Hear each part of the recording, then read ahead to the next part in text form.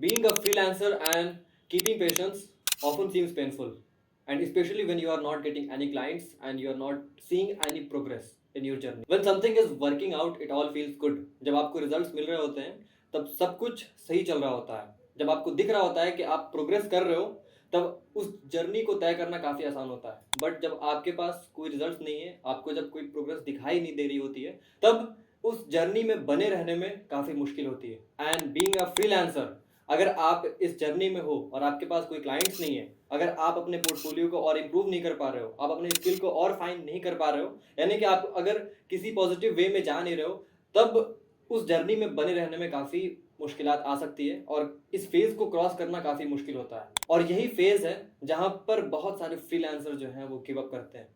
और ये चीज़ जो है ना, वो सिर्फ एक फ्रीलांसिंग जर्नी में ही नहीं है. अगर आप किसी भी फील्ड में हो तो हर फील्ड में जो है वो जे कर्व वाली ग्रोथ आने में काफ़ी वक्त लगती है, और जे कर्व के आने के पहले बहुत सारे लोग जो है वो गिव अप कर जाते हैं. So everyone, Abu Talha this side. Hope you are good and doing very well. Today we are going to discuss about how to keep going as a freelancer.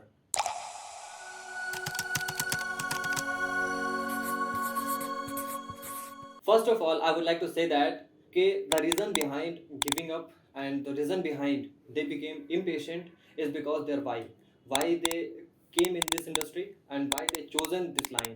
मतलब कि वो फ्रीलांसर आखिर बनते क्यों हैं, उनके पीछे उनका मोटिव क्या होता है, यही डिफाइन करती है कि वो कितनी जल्दी गिव अप करने वाले हैं और कब तक इस जर्नी में बने रहने वाले हैं. You are a freelancer, right? और आपकी एज क्या हो सकती है? अगर आप मेरी वीडियो देख रहे हो तो आप जो है वो 21 के ऊपर होगे नहीं, आई होप सो.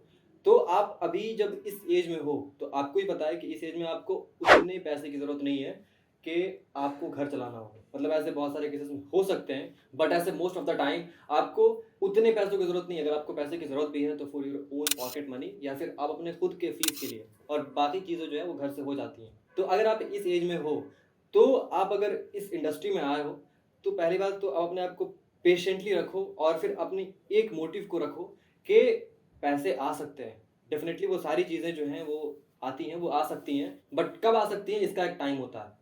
तो अगर आपने अभी स्टार्ट किया तो आपकी मोटिव क्या होगी कि up skilling your self, improving your self, finding your skills, या फिर अर्निंग मनी. तो ये सारी चीज़ें बहुत जल्दी हो सकती हैं एक्सेप्ट अर्निंग मनी, क्योंकि आप किसी चीज़ को जब शुरुआत करते हो ना तो आप पहले उसे बिगनर लेवल पे सीख रहे होते हो. उसके बाद फिर आप धीरे धीरे आप उस चीज़ को जानते हो और आप उसकी गहराइयों के बारे में जानते हो. फिर आप धीरे धीरे आपको पता चलता है कि आपके कॉम्पिटिटर्स कौन है. फिर आपको ये पता चलता है कि आप अपने आप को सेल कैसे कर सकते हो. तो इस जर्नी को कवर करने में काफ़ी वक्त लगता है और बहुत सारे लोग जो हैं वो इसी जर्नी को कवर करते करते वो गिव अप कर जाते हैं. So the reason behind all those is there why. क्यों जो है उन्होंने इस जर्नी की शुरुआत की और क्यों वो बने हैं फ्रीलांसर. तो अब हम जानने वाले हैं कि how to keep going as a freelancer, कि जब आपके पास कुछ नहीं हो रही हो और जब आपको मतलब लग रहा है कि आप गिव अप करने ही वाले हो, तब आप जो है आप इस जर्नी में कैसे बने रह सकते हो. So I would suggest you few points कि अगर आप उस चीज़ को फॉलो किए तो आपको इस जर्नी पे आगे जाने में काफ़ी हेल्प मिलने वाली है. तो जो सबसे पहली चीज़ है वो होने वाली है कि have patience. Have patience again. अगर आपको लगता है ना कि आप फुल्ली एग्जॉस्टेड हो चुके हो और आपको बिल्कुल अब गिव अप कर देनी चाहिए, अब यहाँ से कुछ रिजल्ट नहीं आ रहे हैं, तो I would suggest you to follow my one point and that is have patience once again. अगर आपको लग रहा है कि आपकी सारी पेशेंस लेवल जो है वो खत्म हो चुकी है, तो मैं फिर भी एक बार कहूँगा कि हैव पेशेंस वंस अगेन. सारी चीज़ें जो है आपके रास्ते में आने वाली हैं. And now prepare your self. आपको पता है जब कोई भी जर्नी होती है, मतलब कि जब आपके पास कोई एक मंजिल है और उस मंजिल तक पहुंचने के लिए जो एक रास्ता होता है ना, तो वो एक रास्ता इतना लंबा होता है जितने में कि आप उस मंजिल को पाने के लिए प्रिपेयर हो जाओ. जैसे कि आप सपोज दैट कि आपके पास आज 10 क्लाइंट्स तुरंत आ जाए, तो क्या आप उसे हैंडल कर पाओगे?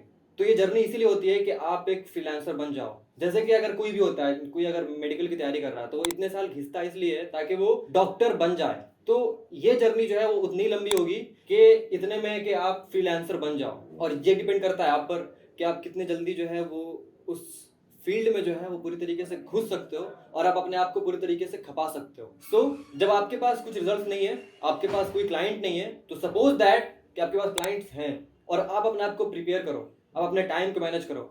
हो सकता है कि कल होकर के आपके पास 5 क्लाइंट्स आ जाए तुरंत, तो आप उन 5 क्लाइंट को किस तरीके से हैंडल कर रहे होगे. Prepare for that phase. And now go in deep wherever you are.